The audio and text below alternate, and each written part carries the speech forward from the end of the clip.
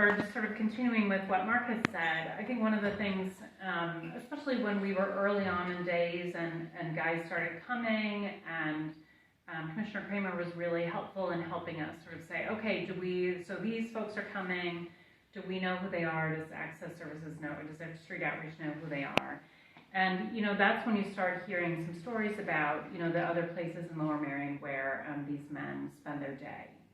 And the thing that really struck me early on is that likely the shelter, when it was at the MPC or when it's here, is one of the only places in our community where they're actually welcomed, right? So, they're tolerated at the Starbucks and at the Ludington Library, or, all those kinds of places. And that's often why, you hear stories about things not going so great at the library, because really the community doesn't want them there. And so things go completely different when the door opens and, the volunteers look to see who the guests are that are coming, and they say, Michael, we're so glad, somebody that's never met them calls them by name and welcomes them in.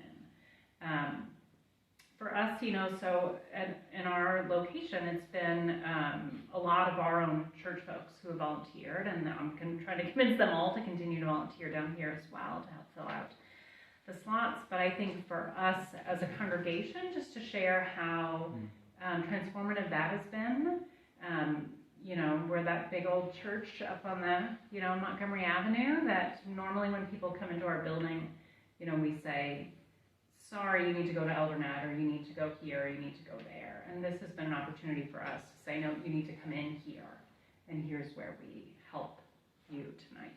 And so that's been really meaningful for folks. And we have found some folks volunteering within our congregation who, really caught the spark of this and are volunteering pretty regularly, and, with every shift that you volunteer, are feeling more and more comfortable with how it goes. There's really about 15 minutes of activity and then 5 hours of nothing. And then on the opposite side, listening to the rhythmic reading. There's a lot of clicking in our building. And so then 5 hours of nothing and then about 20 minutes of activity in the morning. Just like Mark said, I think we have like a 11 p.m. lights out. Lights are always out before 10, right? They just want to go to sleep. And so it's been an opportunity to get to know folks and to talk to them, but also they don't actually really want to spend a lot of time talking. They want to go to bed. My favorite was one of the guys after he'd been a few nights. I was like, Joe, how are you today? And he looked at me and he went, cold. I'm like, of course you're cold, sorry. Come on. Don't ask him how the weather is. Right.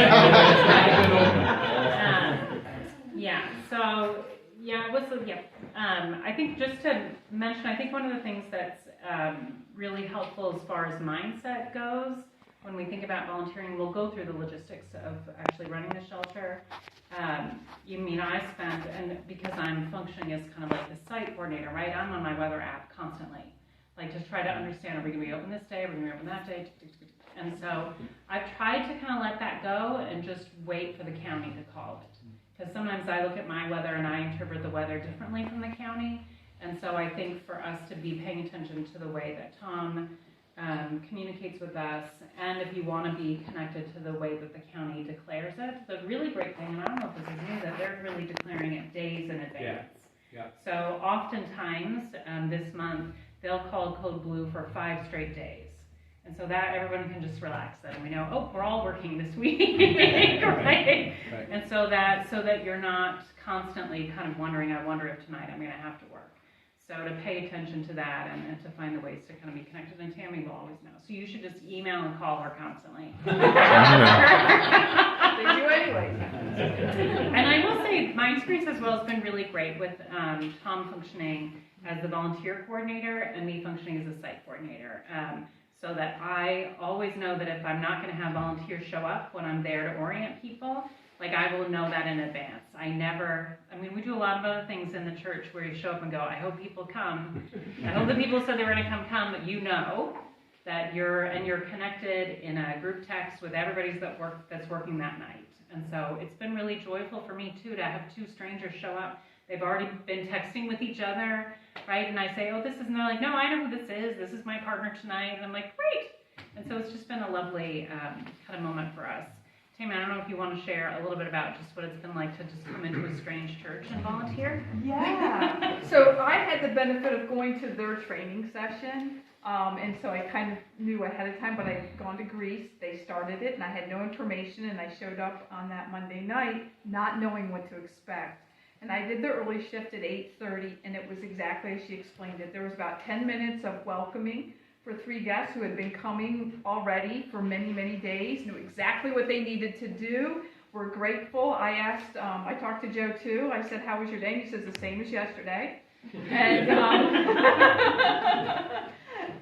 but it was also really a wonderful opportunity to get to know lots of new people. I worked with people I'd never met, had conversation, got to engage in something that's joint and mutual across our township, our neighborhood. And I think that is one of the most valuable things that we can do here is building relationships with our neighbors who are unhoused and with each other who share in a mission of love and compassion, so that we can advance even bigger things, right? And go places together. And so I just hope that that is a grace that you experience in this moment as well. And I just thank everybody here for being here around it. So do we want to just go into the logistics of what this looks like? Yeah, I think we can. I've done it like 30 times already, so most of this manual came from a shelter in Lansdale. Been operating for a very, very long time, right? 17 years, I think. 17 years. And all those 17 years, how many instances did you say that they had? Call the police? Yeah. Twice. And it was a very similar thing. It wasn't terrible. It was like there was just a thing that they needed a little bit of extra help, and they needed it pretty quickly. But they have the same sort of really close knit connection to the police. The police bring folks and know that everybody knows everybody's name, and so so in 17 years, and I don't know how many thousands of bed nights that was, but right. Yeah. But it's a lot. Yeah, it's a lot. And so we took what has already worked and put it into operation at Bryn Mawr. We've already seen success, right? And so we're bringing it forward. So you'll see in here site information for both Bryn Mawr and Ardmore. Operate under Ardmore because you're not finding a gymnasium here. Okay?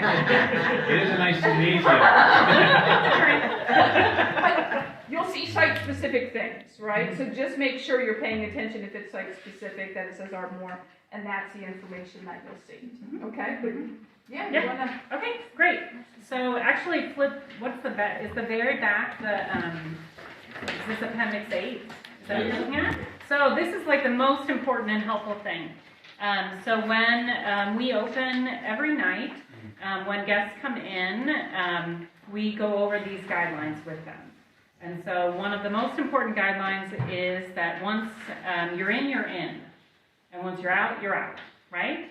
So there's not an in and out of the building throughout the night. Once they come in for the night, they're with us. They can leave, right? That's what I would say to like youth for a lock-in. Like you're not so much locked in as you're kind of locked out once you go outside, right? And so if a guest decides at 2 a.m. that they need to go, they can go, right? We give them their things and they can go, but they can't come back in. And so that's part of, what Marcus talked about people making the decision to come in. Somebody that needs a cigarette at 2 a.m. probably isn't going to come to a shelter like ours because they know they can't come in and out. I have had a guest one time come in and go, oh my goodness, I should have had a cigarette. And I'm like, get back, right, get outside quickly and have your cigarette and then you can come back in. But that was like at 9:02. So folks come in.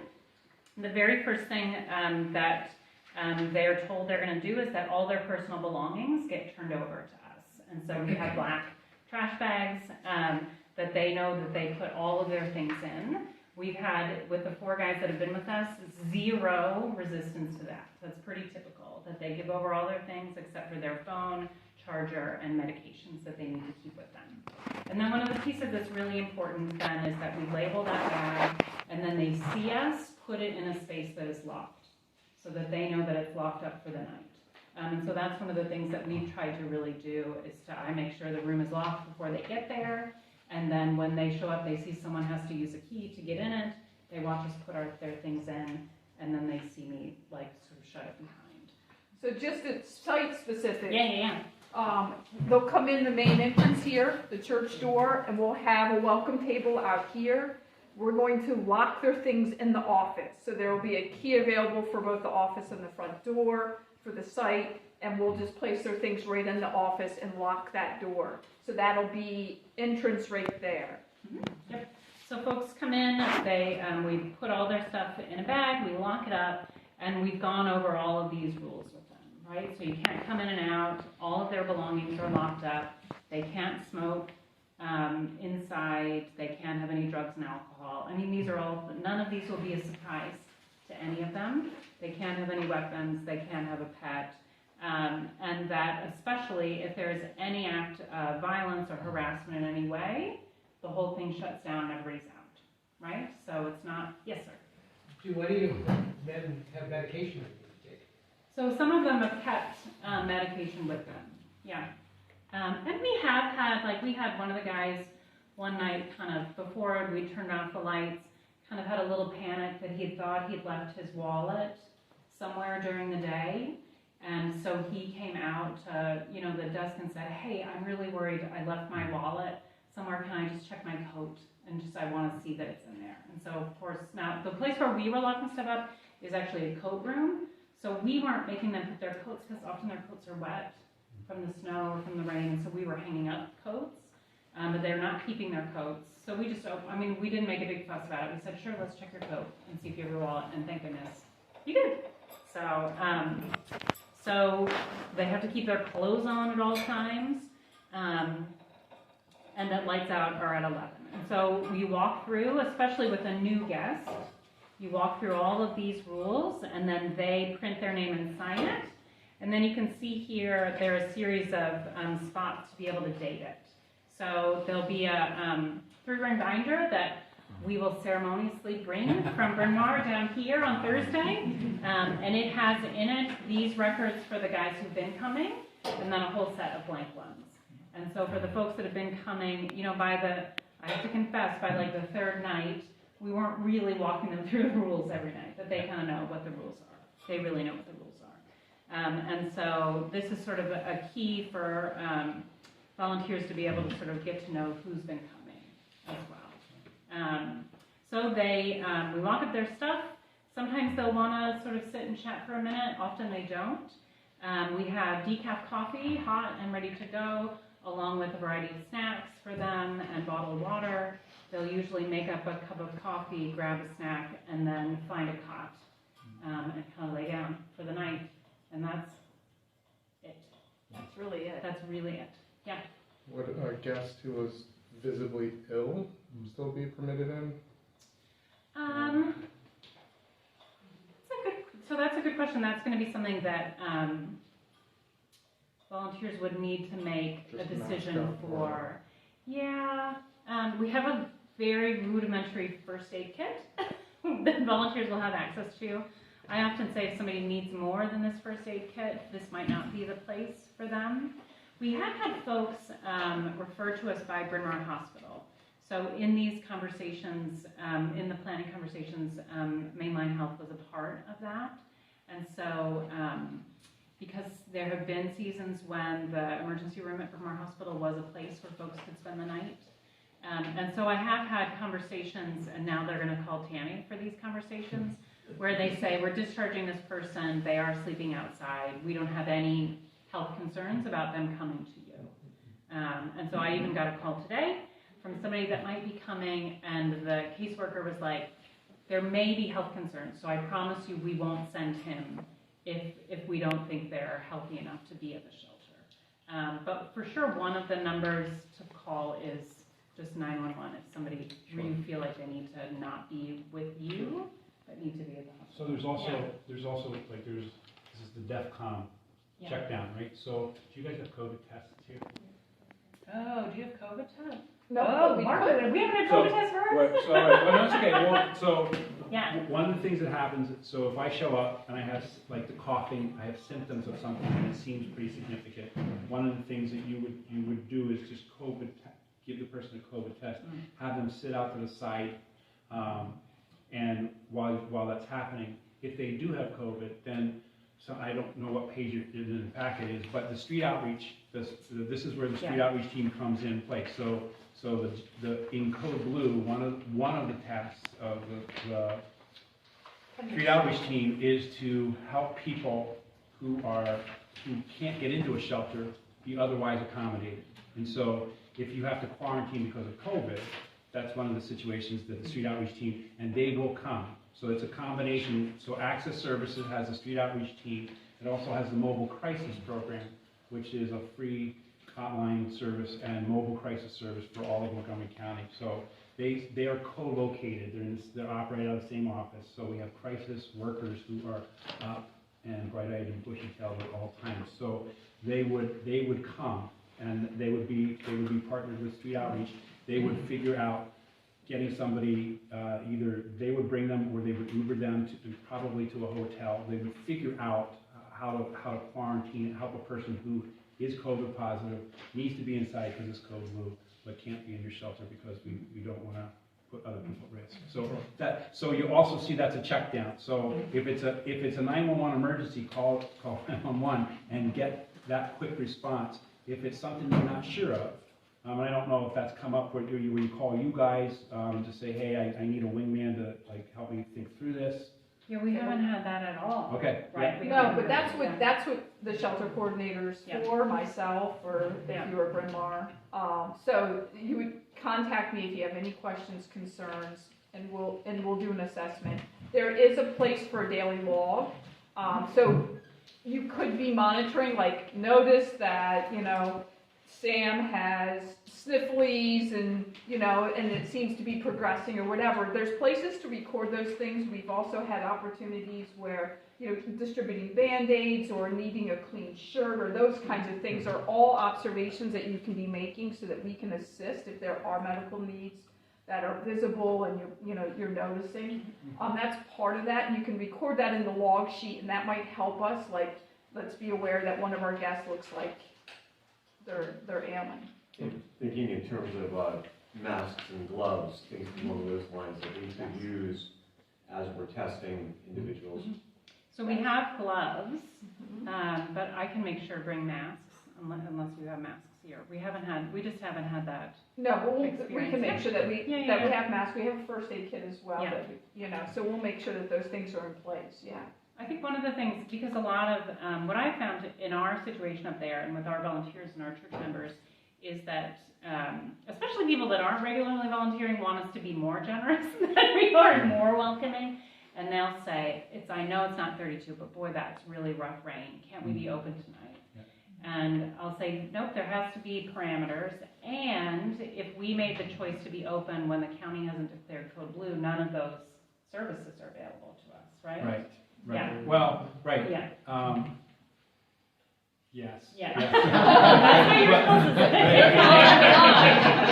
Well, I was just thinking we do some work with Tom at Some Beacon of Hope, who's open every night, and so we do some things with, but it's not the same. Right, and so we don't have that. One of the really great benefits of doing this in partnership with the county is that we have that safety net of being able to call. So we haven't had to call any of those numbers yet. We haven't had to call 911 or street outreach or mobile crisis.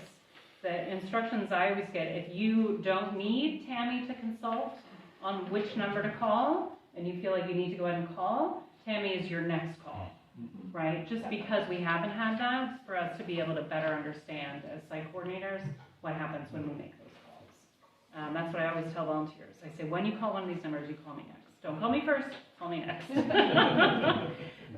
So then folks go and lay down. We'll have 5 cots. They're very basic cots. They have 2 blankets and a pillow per cot. And then we have kind of a gesture towards privacy dividers, because we can't put people in individual rooms. We don't sit up all night watching them, right? We stay close to them, but it's not a sense, I think there was a sense at one point that people thought we were going to need to sit there and watch them all night. We don't need to watch them all night. It's all one you twitched. Right. And people do get up to go to the bath. I mean, there's a lot of going to the bathroom in the middle of the night. So we'll have some sort of spaces just to give them a sense of privacy a little bit. And then that's it for the night. So then site specific, so they'll come in through the door, we'll lock the things in the office. That small table over there will be set up on the other side of the wall with snacks that they can access. They'll have access to the bathrooms literally across the hallway here. And this is going to be the room where we're going to set up the 5 cots. And this, so they're going to walk, 20 steps to get to the place where they need to access. Across the hallway, there's a kitchen, and we'll show that can be used, and then our parlor can be used for volunteers. It's literally across the way, so that you have eyes and ears, but you're not sitting in the space needing to watch them sleep. But you're monitoring at all times. At least one person needs to be awake, and then the second person can be napping, and then we shift to the 1:30 shift from there. Yeah. I always have volunteers always say, I'm not going to nap. And then when I come in the morning, I'll be like, where is so-and-so? And they go, oh, they're asleep. So people hold out as long as they can. But for sure, we've tried to be really generous with folks to say you can nap if you need to. So then the shift happens at 1:30. And so like we said earlier, if you don't have anybody by 1, you text your little group to say nobody's here, we're going to go ahead and close down so the second shift doesn't need to come in. That happened to me last night. Yeah. And you would want to and then they let me know as well. So we'll have people let Tamie know as well. And then the second shift is there. I have not had any guests be alarmed at the fact that when they wake up, it's different volunteers. That doesn't seem to faze them at all. And they'll really get to know Tamie from being here regularly as well, just like they've gotten to know me. So then at 5:30, we turn the lights on, and that's a sign to start getting up. We've only had one night where a volunteer really had to go right next to someone and say their name and get them up. And so they're up, and we do kind of like a takeaway breakfast with some kind of granola bar things. A beef stick, I want to come up with a better thing to say than beef stick, but that's what it is.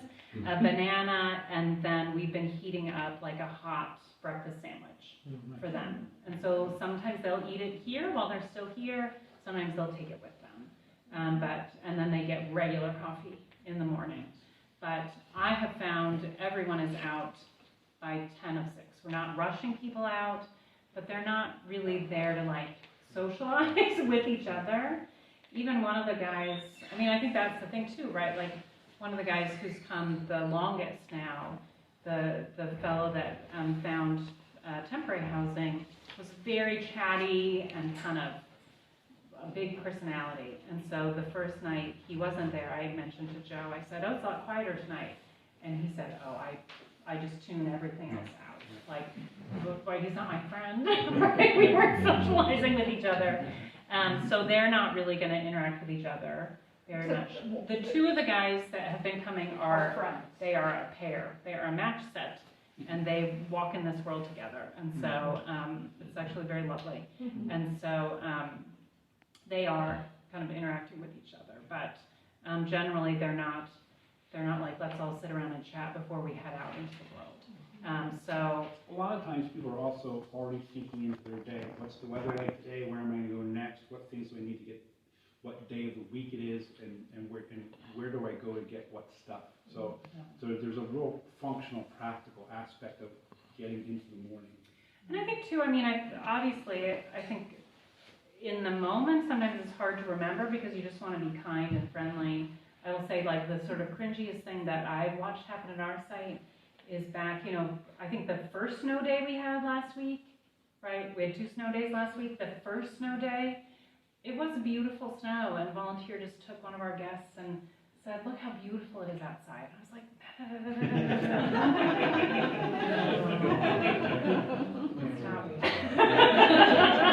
Well, depending on who I am, I might think, well, that is beautiful until I'm, an hour from now. But right. I'll Right. So just to be like, I don't know, just to be thoughtful about, sort of what it means to kind of send them off into the world. And I always make sure when folks go out in the morning, especially if I know they've already called Code Blue, I always say, I'll see you tonight, right?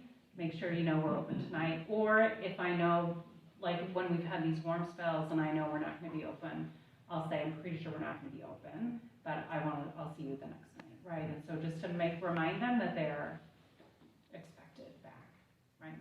Yeah. I don't know, that's kind of it for the logistics.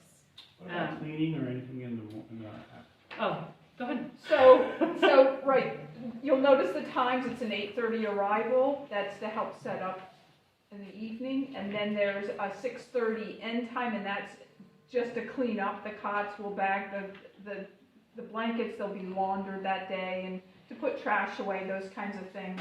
So it's just a matter of setup, cleanup, but really, it's been taking like 10-15 minutes. It's not a long process, but it just, in your plan, know that that's what those time frames are to get everybody ready and then to exit. Yeah, and we're even much more spread out, and people are gone, volunteers are gone by about 10 after 6, typically. It's just very quick to clean up. Yeah. Do they have to get out of the building or off the property?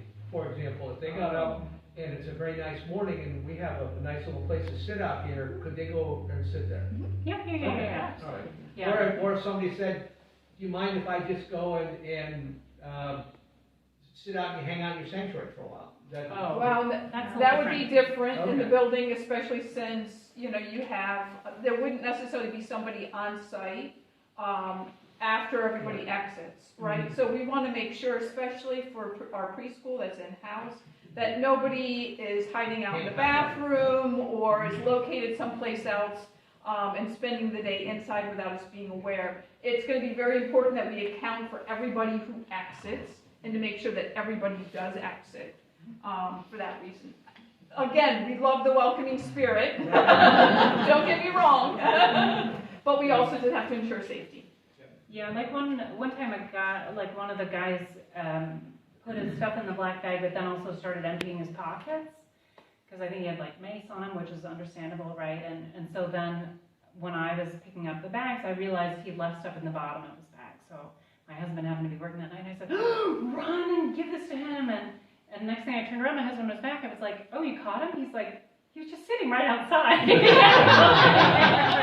I'm not even out of breath. Right, he wasn't like down, it wasn't to Lancaster Avenue yet, right? He was just sitting on a bench outside. So I got him right away. So, Claudia? Yeah, I'm just wondering, you're talking about 3 to 5 pods. What if the word gets out and we have an overflow?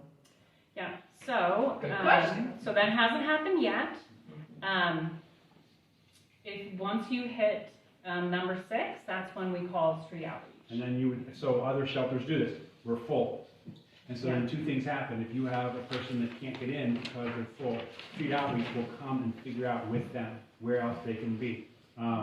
It might be Norristown or Plymouth meeting. There's a new one this year at church on the Mawr.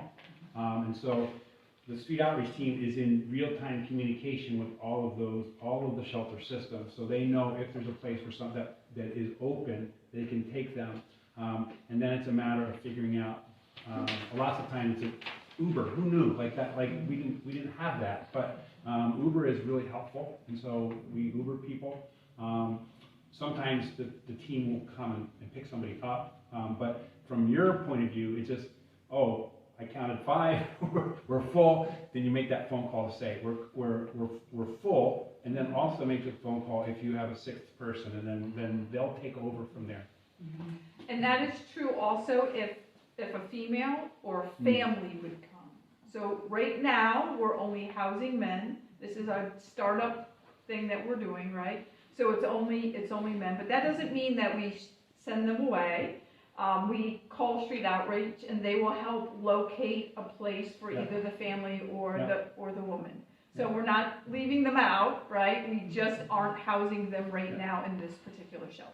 I do have a question, because it's been a debate for us. We haven't had this happen. We had one night where I just been called by a couple different people saying that they were going to send folks, that I checked in with street outreach during the day and said, just remind me this is what I'm supposed to do in case we hit the limit or we got to 6, which didn't happen.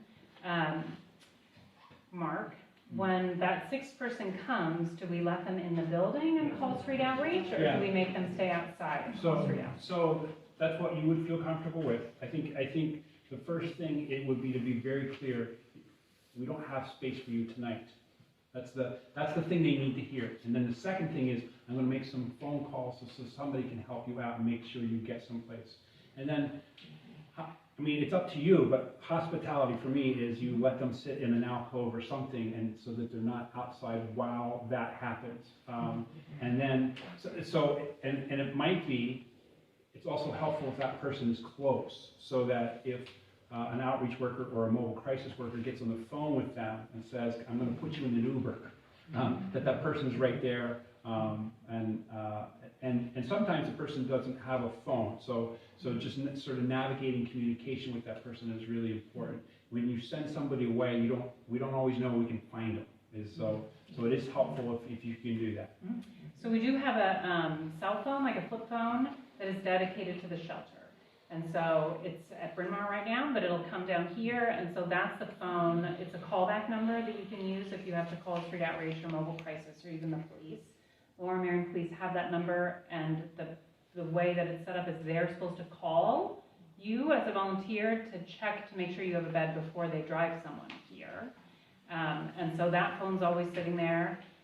But if you, right, so that you're not feeling like, oh, I'm using my cell phone and I'm handing my cell phone to a stranger and they're booking blah, blah, blah. So we have that extra phone there to be able to use for that. Which means you may need to learn or remind yourself. Remind yourself how to open it. That's a real deal. Yeah. It's not a bad phone, it's just old. I have to charge it once a week. But it doesn't do Wordle. Yeah. So any other questions? Go ahead. I'm wondering, the two churches, there are more churches, we still have more. Yeah, so March, I'm very hopeful that our Mother of Good Counsel, which is the Roman Catholic Church across from the Acme in Bryn Mawr, they can't host now because they rent their gymnasium space to Harkham. And so the Harkham basketball season goes through February. So we're hoping they don't move Make on states, to play right. So It's not nice to root for a loss, but your loss might be somebody's inside win, right? So we're hoping, and then we're hoping for next winter to be able to start up in November. Right. So where do people go the other nights of the week? So like one of the guys that's with us was sleeping outside of the Bryn Mawr post office. So that's kind of the space where he is. And one of the instigators to this is, I know last year, outside in Eldernet, a person who's sleeping outside was found dead in the gazebo. And so it really alerted people to the fact that there are people here that are unhoused and unsafe. And in the county generally, the way people live outside is there's one of three ways. Some people are in their cars, and there's lots of people actually who are in their cars. And I have pictures of Walmart on a Friday night, and I say, can you find in this parking lot the person who's homeless? And I know three of those cars, right? So it's really hidden in plain sight. And then there's folks like what you're describing. You just sort of go from place to place. So I have just what I need. I'm carrying all of my stuff, and I go to wherever I think I can be for tonight. So depending on the weather, depending on whether I got told I couldn't be there last night, so I just move around a lot. And then the third is what I call dispersed encampment. So we don't have like a tent city like they do, like a big urban setting might have, but you'll have like 2 tents here and then 2 tents somewhere else. So there's spots, wooded spots where people would do that. So I don't know. I haven't done walkabouts in this space as much, so I don't know. I don't know of those. But it sounds like a couple of the guys that you have are just sort of, they move around a lot, and they're just, they know like half a dozen spots where they could be. They just figure out from day to day where to go. Well, and the 3 guys that have been coming when we've been up in Bryn Mawr know that this is the new location. They know it starts in February. We've given them cards. So I've given them a card with a map on the back. They all understand that. But I'm really interested to see if there are folks who actually are down here, kind of in this part of the township, who may start being willing to come just because they've been in this area a little bit more. Because I do feel like the guys we've had have been kind of Bryn Mawr, Ludington Library, Eldernet, kind of centered. And to your point, it takes a while for traction. Like it takes a while for things to happen, particularly in space where people are dispersed a little bit because they don't bump into each other quite as readily. So some of the more concentrated spaces, word gets out, and then people, then the traction happens a little quicker. But the more you're out, and the more you do it, and the more people notice, and then they realize that, oh, it was okay. I went in, it was good. They were kind to me. They welcomed me. They remember my name. All those things that we were talking about. Then it gets, it gets some traction. Okay. Brenda? Where do these gentlemen go then after 6 o'clock? Generally speaking, what do they do? So they're out walking, they're at the Starbucks, they're at the library, they're kind of being in sort of public spaces that they can hang out in. Yeah.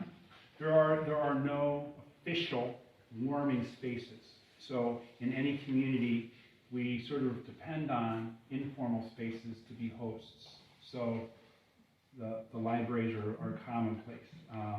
Or like some of the shops, like a Starbucks or a place where somebody knows they can go and sit in the corner, maybe get something to drink or something, so that it gives them a reason to be a customer for a little bit of time. So it also depends then. Like I don't know exactly the lay of the land here, but when I volunteer in Pottstown and I drive in the morning on Saturday morning, there really is no place for people to go except the library when it opens. On Sundays, there's another church in the area that opens up for breakfast, and then they have a service, and so lots of people go there. And so on some of the recent bad weather Sundays, I knew that I was taking people to another place they were going to be in until about 2 in the afternoon before they had to start figuring out how do I be outside until 6 o'clock when I can get back into the shelter that night. Yeah. Okay. I was just curious the logistics of like the keys to get into the building and So, in the evening, or if you have the morning shift to lock up before you go. right, especially initially, I'll be here each evening, or somebody connected with the church will be here each evening. We do have a lockbox out front that allows you to get into the door. The keys, once you get in, we have a set of keys for both the front door and for the office that will be accessible. But there will be somebody church-related that will open the shelter, most definitely, if not here, to close it as well. So that's going to be important so that way, especially as new people come and they don't know the church building, they don't know where things are, we want to make sure that we're friendly to even our volunteers as well, and that they have a positive experience serving here at the church. Yeah, I mean, one of the really things that's made it a long month for me, but has been really great for us, is that almost every night there's somebody who hasn't volunteered before. And so I've always been there to kind of make sure that they understand what they're doing. And so that'll kind of be the same, that we're continuing to spread the word, especially now that the shelter's down here, spreading the word within the Ardmore community about volunteers. So you'll have to think of something lovely to do for Tamie on March 1st. But until then, there's a sense of, there needs to be a level of consistency just to make sure that we're doing what we need to do. And encourage people, your neighbors or people that you work with, your coworkers, right? This isn't a church thing, right? This really is a communal thing. You don't have to be a member of the church at all to come volunteer, or a member. I went to Bryn Mawr, right? Like, we want this to be neighbors helping neighbors. And so that's what we're going to inspire. It starts with us, but invite that, especially people that you think, or that don't sleep well at night, or, have a heart for this. Yeah. So, all right. I want to just point to 2 last things. I think we covered. On page 3, it just talks about boundaries and confidentiality, and a lot of it's pretty obvious or pretty self-explanatory, but I just want to generally say